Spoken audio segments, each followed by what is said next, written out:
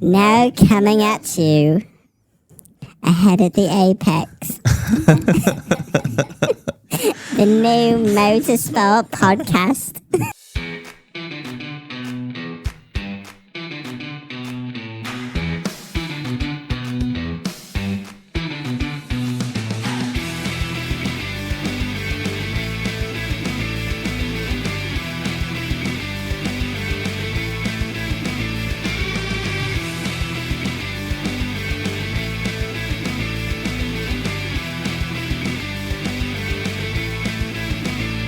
I don't really know. Like this guy.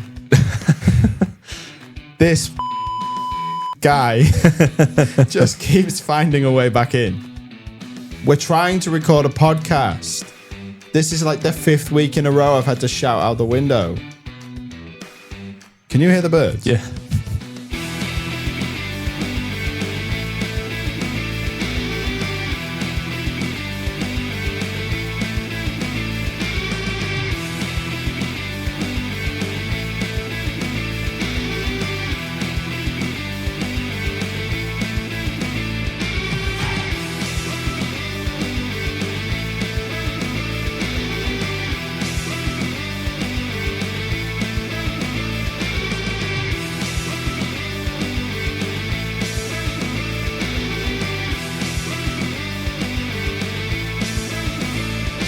Hello everybody and welcome back to Ahead of the Apex. I'm your host Josh and today I am joined by basically a permanent member of the podcast team, Jake. Say hi, Jake. Hello everyone. I basically copied that from last week's podcast sheet and it's the same intro except I had to get rid of Cam. Fair. Cam's not here today. Today we are focusing on MotoGP. I know that many of you will enjoy that. I was going to do the but I'm now on a different soundboard so I can myself and do whatever I want. Nice. You see, that's going to sound really weird in the podcast recording. Yeah. Because I just said I can censor myself. But because I blurred out the censor, it just sounded like I said anything I wanted. Oh, today's going to be fun. We also found that we can do it in a robot voice if we want to, because that's quite interesting. Don't know why that would ever be useful. Well, you can. Why? You can speak. Hello? No, it doesn't do you. No, it doesn't. So I can present as a robot and you can be a normal human being. Oh my god. What is this magic? Oh yeah. All right. I could go completely like this. Just like I've sucked 7 helium balloons before the podcast starts. And that is very impressive. I'll tell you what, there's not much delay. Like from what I'm saying to what I'm hearing, there's not a lot of delay. There's like a millisecond. Yeah, there's not much. Yeah, it's good. So we're going to be playing with some buttons because why wouldn't we? And then I can go back to this and I can do the We're back, baby, with MotoGP. Where was I in this intro script? I got distracted by buttons. Today we're focusing on MotoGP and the likelihood of the riders in the championship fight of taking this title. According to Raul Fernandez, all of them are still within a chance of winning this title because mathematically it's possible for Cal Crutchlow to still win the World Championship because we are less than halfway through the season. Not quite sure that's the case. That would require some heroic efforts from Cal Crutchlow and Zarco's back in September. So I don't think that's going to happen anyway. Yeah.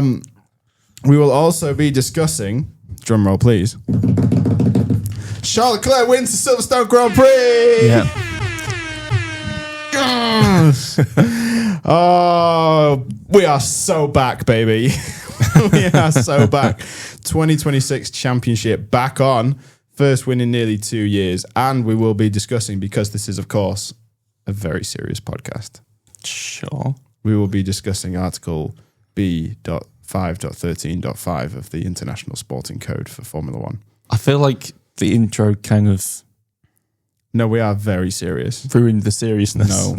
No. We are very, very serious podcast. Where's that from? Very serious. We're very, very serious. I can't remember. I feel like it's an office thing. Could be. How are you, Jake? I'm good, yeah. Long time no speak. It's been exactly 7 days. Yeah. I'm on holiday next week. I'm happy. And by the time this goes out, I'll have just got back from holiday, so I won't be so happy anymore. It'll be more like that. But for right now, it's holiday time. Last day of work before holiday. And I am sacking off the first 2 hours to come and do this with you. Before we get started, it would be remiss of me not to mention the social promo section of the podcast. Yep. Well, I don't think we've got any questions this week. Looking through the sheet, I can't see any, but we would like some questions to tackle. We like the fan interactions, and the couple of times we've done it on this podcast have been great. So if you want to get us your questions, the best way to do so is via our social channels. Head over to Patreon, AAT Apex, and become a member. It's completely free. You can get involved with our From Our Perspective series as well as race chats, and you can, of course, send us your questions to every podcast recording session. Paid Patreon members, yes, they do exist, also get the podcast completely unedited, apart from if Josh finds that button, because that button completely blocks out all of the sound coming through the microphone. Yep. But everything else gets sent through to the Patreon. So if you want to hear what we sound like before the edit booth, while we're still Googling information, while we're still checking data, while we're still having these casual conversations pre and post podcast, head over to Patreon and you can become a member. Unfortunately, that is not free. We provide a service for that for a very small fee of, I think, £2.50, £3, something like that. Patreon take a cut. Alternatively, you can get in touch with us via Instagram, TikTok, or Twitter using the handle at AATApex. Finally, why not leave us a review and a comment on Spotify or wherever you like to get your podcasts. You don't actually have to like the podcast, just leave us a 5-star review. That would be great. It could be Josh has finally got a haircut. The buttons are not in the right order, Jake. Oh my goodness. Josh has finally got a haircut. Jake hasn't. 5 stars. Or anything else you want to do. You can also find the podcast on YouTube, Amazon Music, Castbox, and in various other places, apart from Apple Podcasts, because they just won't let us on because they suck. With that, let's get on with it. Yep. Where do you want to start? You want to start with MotoGP? We didn't do any MotoGP last time. Sure, we can start with that. And then we'll go on to Formula One. Right. 20-odd drivers in this championship fight, Jake. Do you believe that? No. Me neither. I heard that and I was like, what has this kid been smoking? So Raul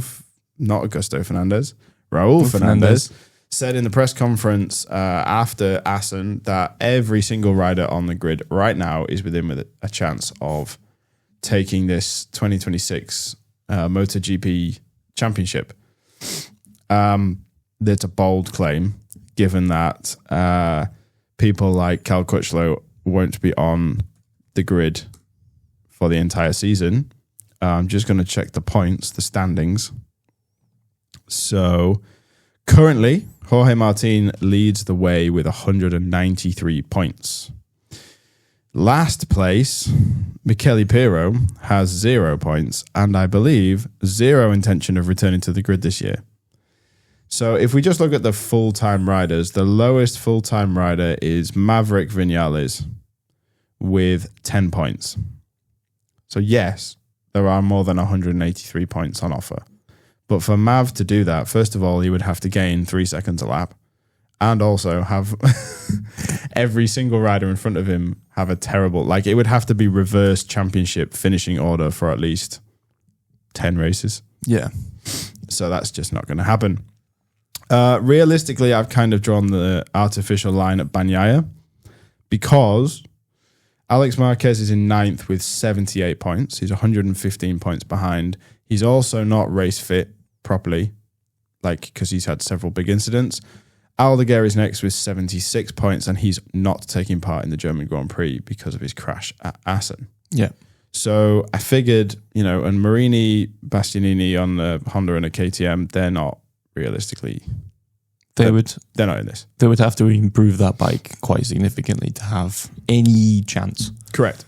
They're not in this. So I figured the top 8, Bagnaia is 63 points behind. Yeah. Mark is 40, which we'll get onto in a minute. But we're talking about Acosta and maybe Raul Fernandez still being in with a shot of this. And they're 55 and 60 points behind. So by now, it means 63 points. So what's 3 points between friends? You know what I mean? Exactly. So, Raul Fernandez may have been optimistic, but he's not wrong that there are a lot of riders still within a chance of this. The one that we're going to focus on right now, though, and it's the second time in a couple of weeks that I'll have done this, is Marc Marquez.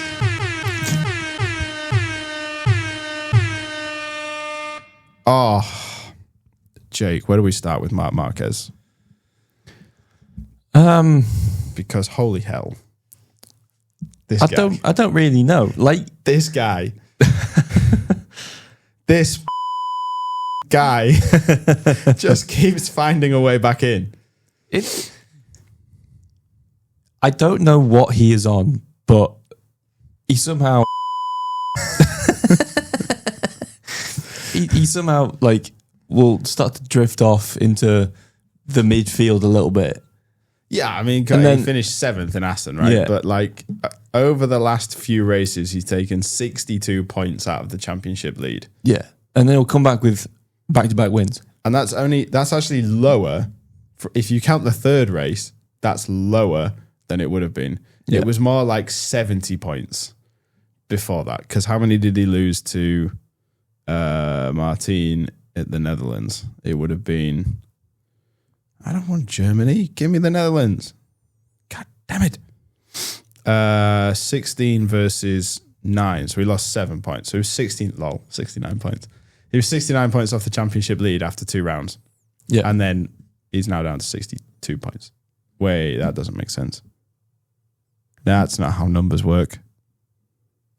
He was 55 points behind Bez. yeah. No, that's also not right. He had gained 69 points on the championship lead in 2 rounds.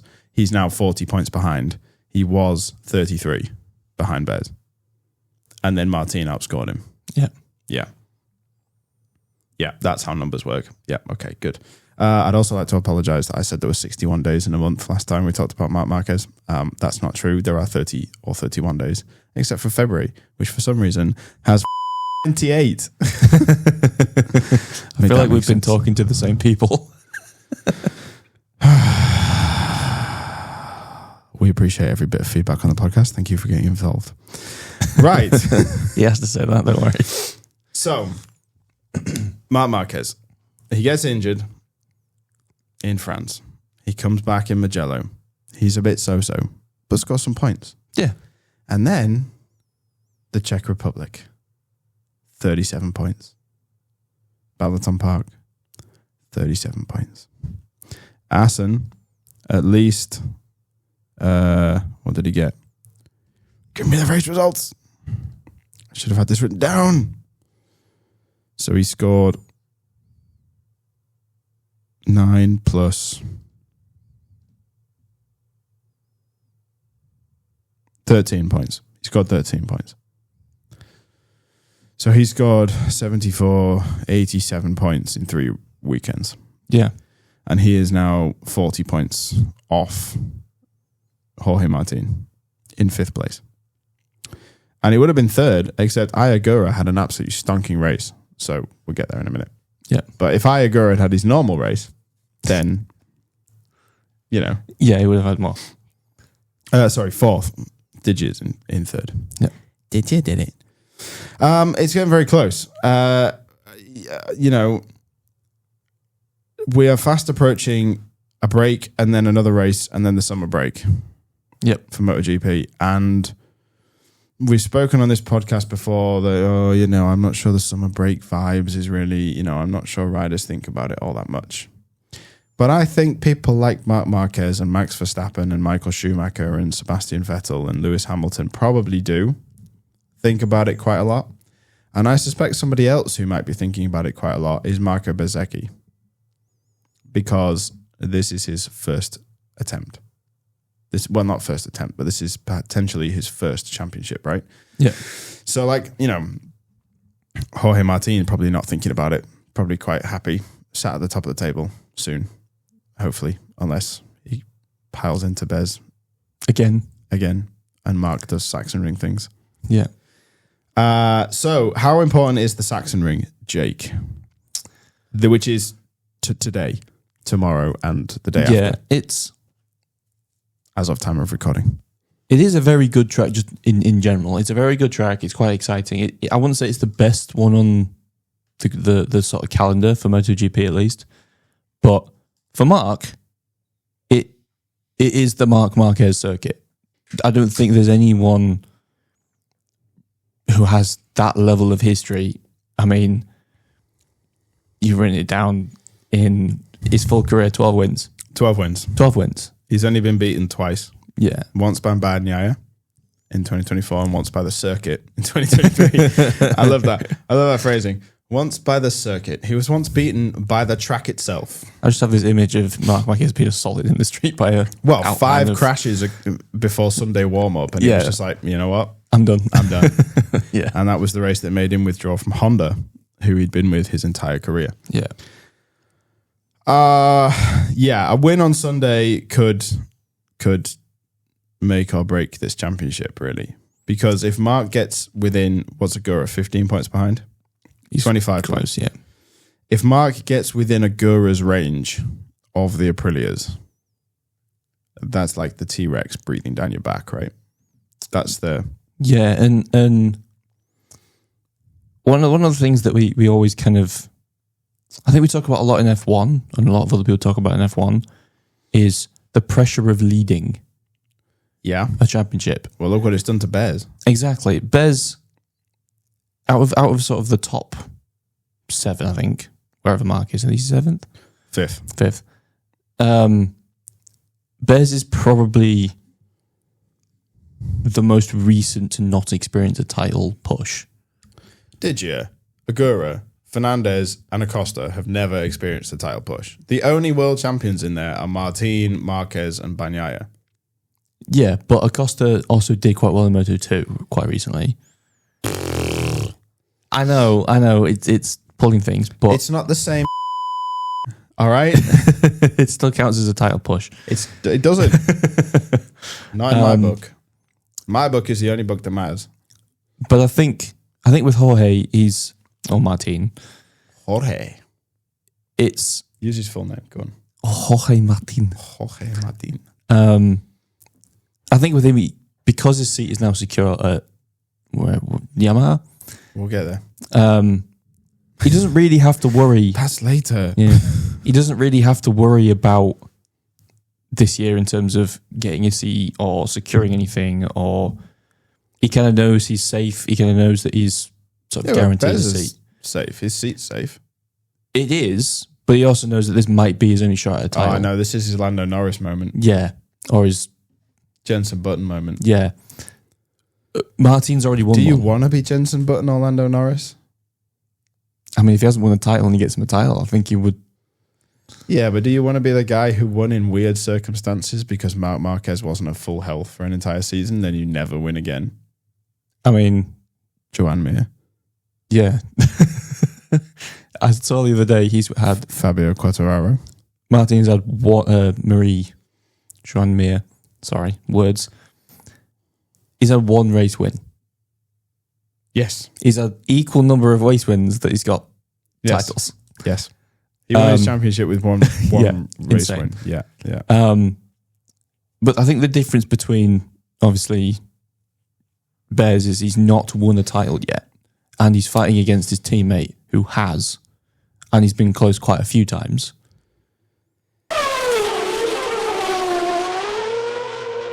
Bring Bez into the conversation. I was going to separate Marc and Bez, but let's not. First of all, cleared of all injuries. Yep. Secondly, if you didn't know why he was injured, he came off at the Dutch Grand Prix. Yep. At very high speeds. Yeah. And did lots of tumbling through the gravel trap. Didn't look great. But apparently no injuries, so that's good. He went home to Italy between to reset, and let's look at his recent run of form. DNF, DNS, DNF. Not great. And to be clear, that DNS is because he hit a marshal punched a Marshall. Like, from a DNF in the sprint. yeah, it's not great. So 7 points in the sprint at Balaton Park. No points from the Czech Grand Prix because he DNF'd in the sprint, punched a marshal, and then didn't start the Grand Prix because he was banned. Finished the sprint in Assen. I think he was like fourth or something. I've written +1 to teammate, so he outscored his teammate by +1. And then crashed in the Grand Prix. So he did +3 in Hungary, -5 in the sprint in the Czech Republic, -7 in the Grand Prix in the Czech Republic, and then +1 in the sprint and -16 in the Grand Prix in Assen. That's a lot of points. So what's that? 3 -2 -9 -8 -24. It's a lot in 3 weekends. Yeah, and -62 or more than -62 to Marc. Yeah, it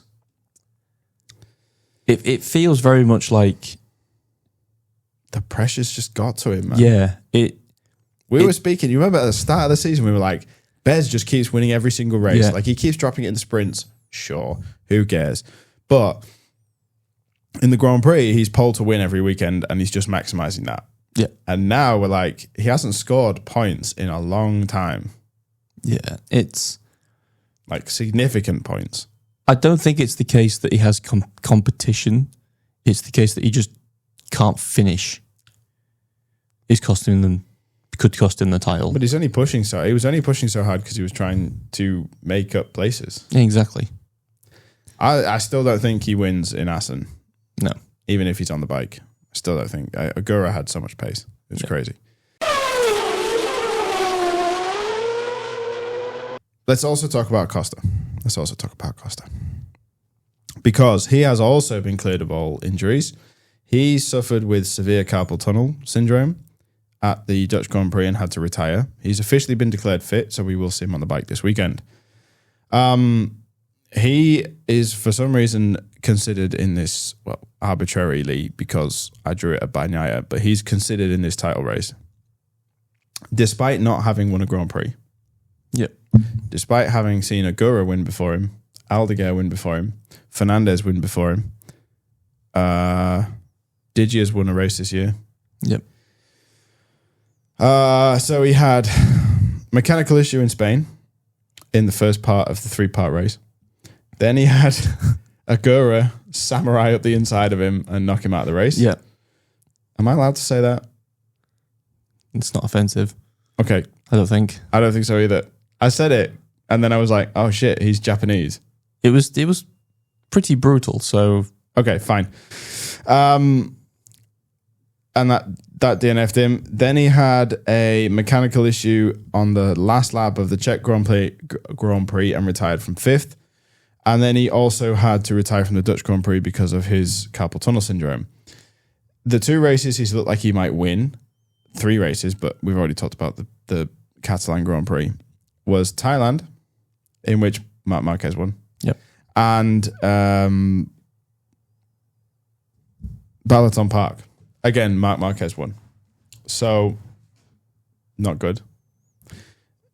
That KTM is not going to take him to a world title this year. I'm convinced of it. No.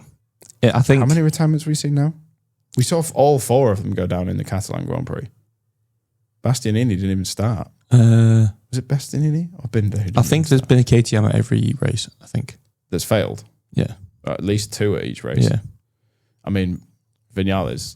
Well, yeah. Who? Yeah. Tell me about that. Hey, yeah, I guess.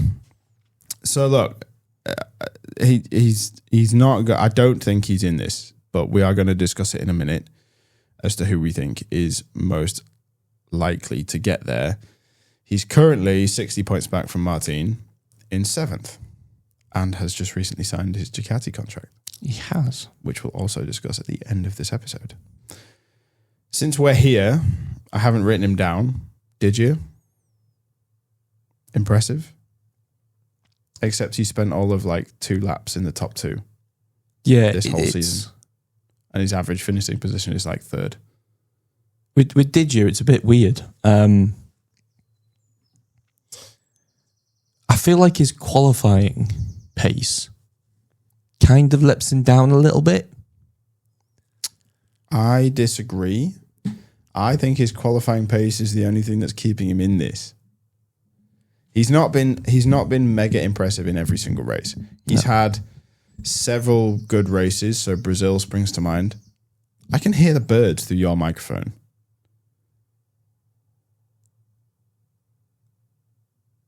We're trying to record a podcast. This is like the 5th week in a row I've had to shout out the window. Can you hear the birds? Yeah. I can hear them through this. I can't hear them like just generally. I'm hearing them digitally. That's weird. Shut the up. We're trying to record a podcast here. Shut up. Diggia. Yeah, Brazil springs to mind. Thailand was okay. Texas was okay. Obviously, he won in the Catalan Grand Prix. And he's been so-so at the rest of the races. Mugello wasn't anything to write home about. Yeah, Assen was not anything to write home about. I feel like when he has a really good qualifying, He finishes third. He has a bad-ish race. He finishes third. Yeah. When he has a really good qualifying session and a really good race, he finishes third. Yeah. Don't kid yourself that he was going to finish first at the Catalan Grand Prix if Pedro Acosta's bike didn't decide to assassinate Alex Marquez. Don't kid yourself. Because I've replayed that scenario over in my head of like, what happens if Pedro Acosta's bike doesn't do that? He still finishes third. Yeah, I think Alex would probably have won that. Even if Acosta's bike retires, so Diggia is now in second, Martin gets second. Yeah. Hands down. No question. I feel like Diggia can never tie a perfect weekend. The problem is, neither can Bez or Martin at the moment. No. So a little part of me thinks just by finishing second or third and winning one Grand Prix this year, Diggia might be the new Joan Mir. I was going to say, Joan Mir. Yeah. And just by sheer like, oh, I've finished a significant number of races, so sheer now here I am. consistency. Yeah. Okay. Last two to discuss are the Trackhouse boys. Ooh, What? Trackhouse. What? What's wrong with Trackhouse? Nothing's wrong with Trackhouse. It's a what? Oh my God, Trackhouse. You and I sat here and went, their livery's the sexiest one on the grid this year. Oh, yeah. Like we sat here Yeah. when it was cold out there Yeah. and said, that's a sexy livery. Yeah. And now it's winning races. Yeah. So Ai Ogura looked like he was going to win at the Czech Republic, but 1 week later he did actually take. Shut up! We're trying to record a podcast. Go away. Just 1 week after coming second to Marc Marquez in the Czech Republic, Ai Ogura stormed to his maiden victory in Assen and nearly is a strong word. Nearly dominated the entire weekend. I mean, his only real failure was the sprint wasn't that great. I think they were fourth. Something like that. Was it not? No, I'm talking out my bottom. Don't do that. I am talking out my bottom here. Because in the sprint, wasn't it not Fernandez Ogura? Yeah, Fernandez Ogura. So Trackhouse did dominate the entire weekend, but Ogura didn't. That's where I'm going with this. He put in a great race, had a good launch. He and his teammate took the fight to Martin. And then I think it was on lap 12 or 16 or something. His ride height device got stuck on, remember? Yep. And he was just like, oh, no problem. Got it disconnected. Lost like a second and a half. I'll just brake sharply into a corner. It's fine. And then just waltzed away. Overtook his teammate on lap 20 and then just waltzed to the victory. First Japanese rider to win in 22 years and actually becomes quite an impressive statistic. So I have some of the statistics here, and I borrowed these from MotoGP. So thank you, MotoGP, for putting these together. He is the 125th rider to win a Grand Prix in MotoGP. He's the 96th Japanese podium in MotoGP. It's 22 years since Japan last had a Grand Prix victory, which was Makoto Tamada, who clinched victory at home in Motegi in 2004. 18 current winners in MotoGP. So there's only Pedro Acosta, Luca Marini, Diogo Moreira, and Toprak Razgatlioglu who are yet to win a race in the Premier class. Ogura's win is the 13th for Japan. The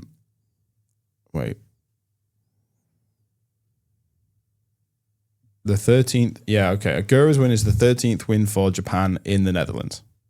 That's what that sentence should say. Yeah. It was ninth rider to claim their first MotoGP win at Assen. Seventh different winner from Japan. What else? It's the first time Trackhouse have had a 1-2 in a sprint and a Grand Prix. And it's also the first time since Ducati in Japan last year that has been done by the same team at the same weekend. Yep. Yeah. He's also taken some firsts. We've done a lot of that this year with Antonelli, so why not join Ogura on this one? There has never been a Japanese winner on anything other than a Japanese motorcycle.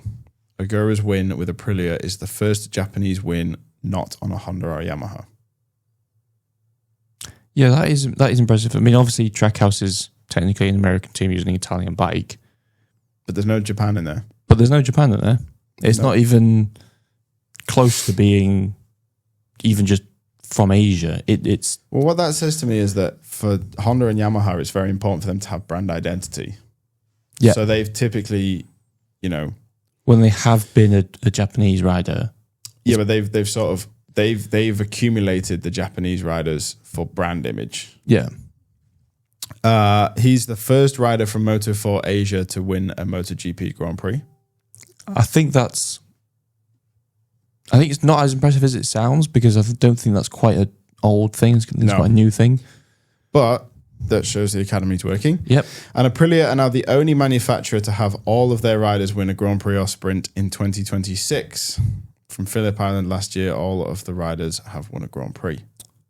Yeah, that is impressive because that didn't happen last year with Ducati. Because obviously... Fernandez hasn't won a Grand Prix in 26. We should make that clear. Yeah. But he did win the sprint. Yeah. But Morbidelli didn't win anything last year. Who's Morbidelli? Haven't seen him in a while. Exactly. So it's not a regular thing for Ducati. So when, I feel like obviously they're two separate teams, but if you've got excellent riders on all of your bikes. They're two separate teams? Yeah, no, shocker. If you've got excellent riders on... on... Massimo Riva that. Probably. If you've got excellent riders on your bikes, you're able to collect better data, you're able to collect more information about parts that might fail or parts that might need improving. So when you've got them all winning races and performing well, proving that the bike is good, you're going to bring out better upgrades inherently. Yeah. Because you just get more lap time. At this time? I mean, I'm pretty sure after Silverstone, maybe. every one of them will just stop. At the top 8, I'm ignoring Bagnaia. Fair. We don't have to talk about him much. He seems to be, let's talk about him really quickly. He's done good. Okay, that's the end of that. No, Ducati have made adjustments to the bike for Pecco's front feeling, which sounds like a really good Friday night. I don't want to know what they go up to in the back room. Yeah, so they shifted some of the weight towards the front of his bike rather than Mike's bike, so that he can get some of that aggressive front turn in that he likes. Yeah. That has inherently made it less stable from the rear end, but he likes that, and that's okay. And since then, he's had a couple of podiums, 3 podiums in a row. and DNF, which was due to brake failure in Assen. Yep. So he's not completely discounted. Who are you drawn to in that list as to who might be in the fight for the championship? Who's springing to mind? I mean, I can't leave out Marc, can I? I don't think any of us can leave out Marc. Looking at the last few races, so we've got Sachsenring. That may as well be 37 points. Yep. Silverstone, it might go Aprilia's way, but I think Marc will do okay. Aragon, that's 37 points. San Marino, that's 37 points. Austria should go the way of Aprilia. Motegi, that's 37 points. Indonesia could go the way of Aprilia. Australia, probably Aprilia. Malaysia, that's Marc. Qatar, probably Diggia, who knows. Portugal could be either, and Valencia, probably Marc. Probably. Yeah, and this is excluding any possibility that Aprilia decide to stop fighting. What, each other? Each other. The bikes? Each other? Yeah. Running into each other? Yeah. Yeah. Because they have mentioned it after, what was it, Barcelona, where... Barcelona. Where... Barcelona. Jesus. Okay. Where... Was it Fernandez came up the inside ADHD. of Martin? If they don't stop that, there could be significantly better advantages to other riders. If they take each other out or score 0 at both Sprint and Grand Prix this weekend, and Marc does what we assume Marc will do, Yeah. he will be 3 points behind them. Yeah, exactly. He will be in second place. Yeah, and you never really know. Obviously, there's a reliability that might And affect actually, them, but thinking about, I mean, if they do that, Diggia will be in third, and Ogura will be in fourth, and Bez will have dropped from first to fifth in 2 Grand Prix. yeah. Are you including the fact that even though the Aprilias won't be there, Diggia will still be third? Yes. Are you sure? Yes. Okay, just making sure. No, because I think if Jorge Martin and Marco Bezzecchi don't do anything this weekend, if they just decide, I'm not going to turn up, then I still think Ogura finishes second. Yeah. Because the Saxon ring should suit the Aprilia. It's just that Marc is exceptional. It's just Marc is Marc. Okay, so you're not writing out Marc. What about his teammate? Yes, no? I'm thinking no. I don't think Bagnaya's got it in him this year. I'm swaying no, but you never really know. I think I do. This is when he still was like 5 race wins in a row, right? He has the highest mountain to climb. He does. He's also looked the least comfortable on that bike. Yeah. I'm thinking no. I'm definitely swaying heavily no, but you never really know. Okay. There could be circumstances where, magically he's discovered that he has pace. Should we put numbers to this? Should we do something like out of 10? Sure. Okay. Let me write at the bottom.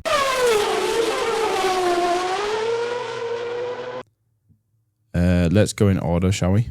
Sure.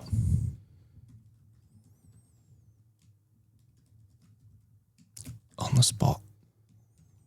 On the spot podcast editing Woo. by Josh. Did I? Oh, look at the class. I did exactly the right number of boxes. Nice. I didn't even mean to, but look at that. That's perfect. Right. So we've just talked about Bagnaia. I'm giving him a 1 out of 10 likelihood. I'll give him a 2 out of 10. I think it's... Why are you so generous all the time? Just be harsh once. He doesn't listen. He doesn't know you. He doesn't know who you are. He's not going to turn up at your house. He's just had a baby. He's got more important things to do than win a world championship this year. He doesn't know who you are. I will send him your address, but he still doesn't know who you are. Oh, my days. Right, Cancelled. Marc Marquez. Oh, it's got to be an 8. An 8. It's got to be an 8. I'm going to give Marc a 9. I think he's going to do it. Right. Then we talked about the Aprilia boys in that order. So, chances of Bez turning his form around and winning a world championship, Jake. I think it's going to be a 6. A 6. I think he might do it, but I think... Now, I would love for an Italian to win every next race because I love the anthem. Yeah. Do I think Bez is going to do it? No. Have I changed my mind since the start of this year? Yes. I'm giving him a 4 out of 10. Jorge Martin, 2024 world champion. Jorge Martin on his last foray with Aprilia before he moves over to Yamaha. Currently leading the championship by 7 points and on decent form. I think based on form, it's going to have to be a 9. But I think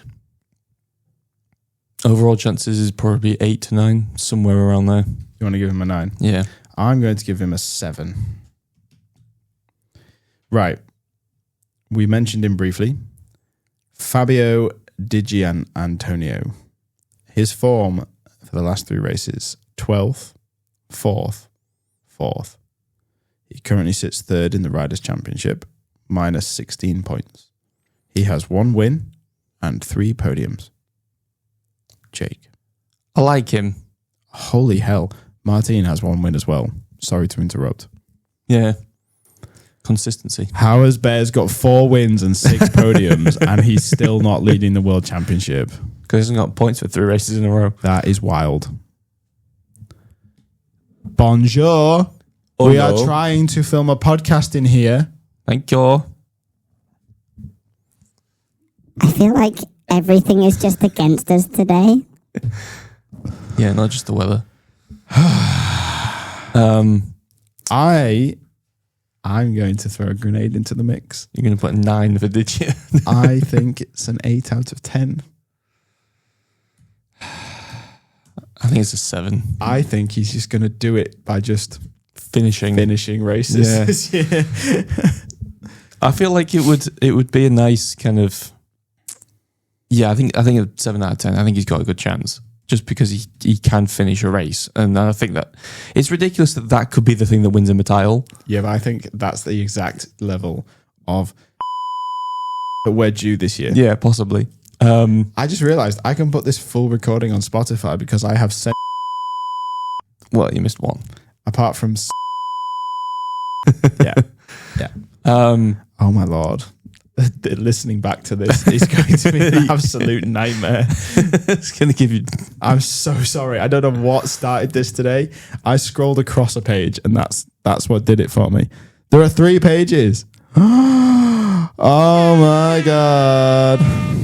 Somebody take this away from me. Ai Ogura next. Ignore Diggia. We're so far beyond Diggia. I've lost what we were talking about Diggia. That's your fault. Did you have something to say about Diggia? Yeah, I did. Come on then, get it out. It'd be a nice way to finish his VR46 career winning a title, It would be. especially bearing in mind who the rumours is that they're bringing in. We're going to get there. Stop teasing the audience. Oh my days. But keeps him listening. Right, Ai Ogura. I just don't think he's got the bottle to fight with the rest of them. His form is the best out of the The form top 8. is the best, 4-2-1. but as his form improves and he gets closer, the pressure will build. Well, his form can't improve much anymore, right? He can't go up from first. No, but his form past what's on there. Like the last- when it's all red. yeah. Yeah. Um, Also, why is red in MotoGP the fast colour?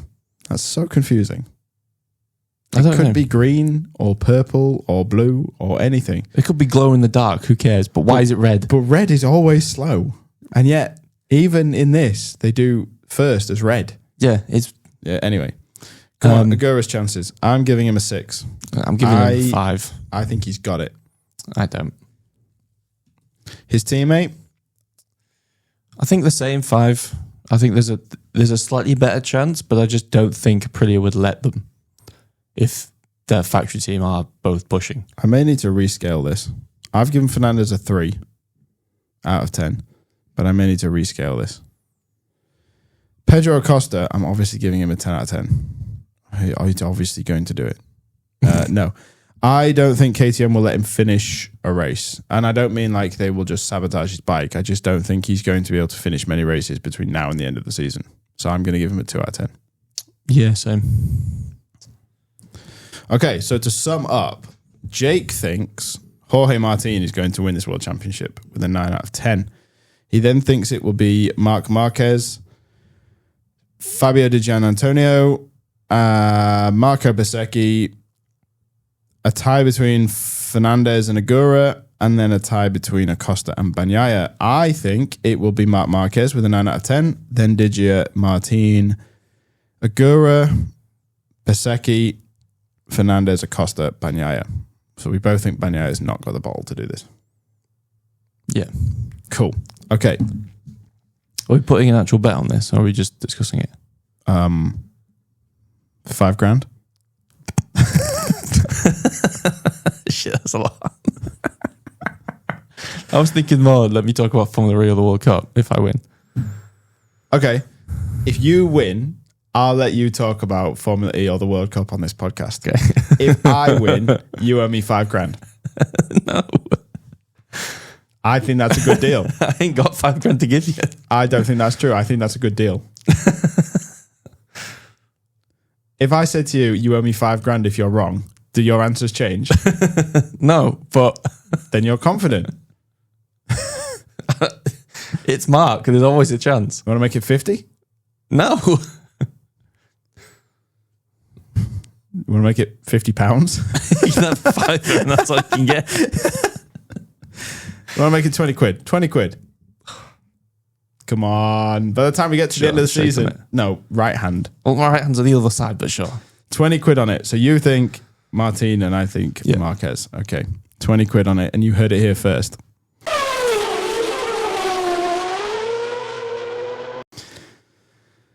Right, Jake.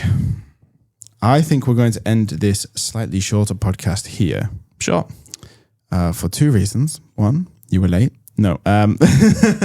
For one, it's a nice place to end on a nice gentleman's wager. And two, there's not much to talk about next week. So we'll end it there.